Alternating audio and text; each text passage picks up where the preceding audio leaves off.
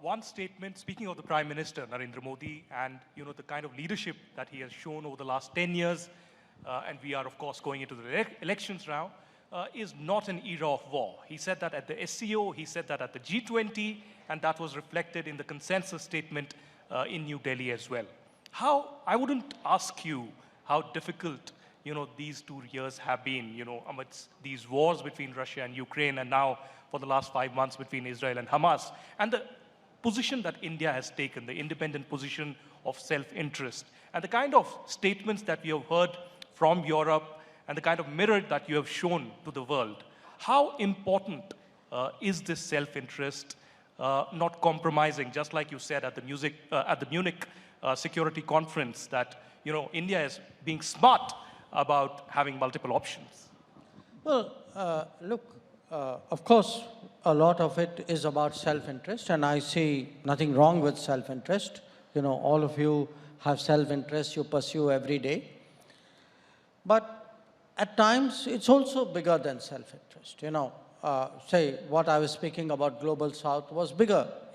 We are not a country which is deeply indebted, but we do believe countries who are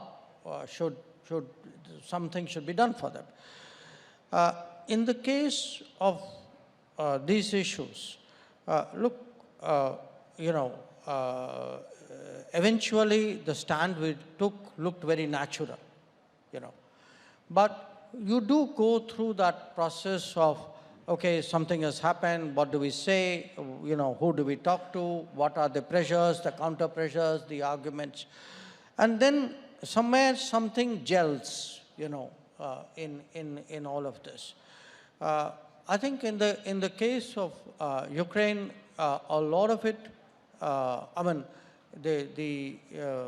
we were, at that time in the Security Council, okay? So the first, I was still actually on the flight back from France. I'd been meeting Macron the previous evening. When on the plane, I saw the news that the Russians had moved in. And that Security Council meeting was actually literally happening when I was on the plane. So I could only send text messages and at least you could do that from a plane nowadays. That's a help.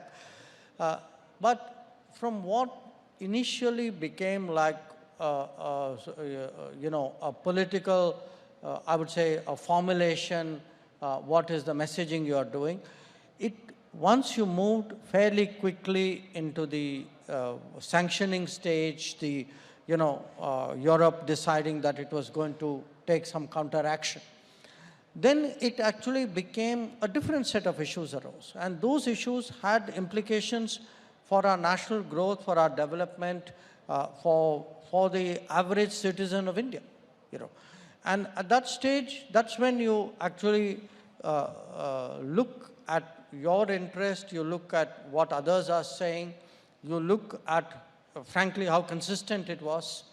And part of our problem was that, the expectations of us here were countries who are now redirecting. They were reducing the Russia supplies. They were coming into the Middle East.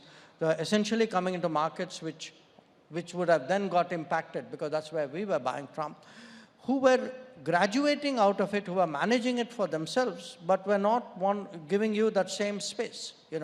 Their expectations of you was more than the demands of themselves. And that we felt was deeply unfair and challenged in a way.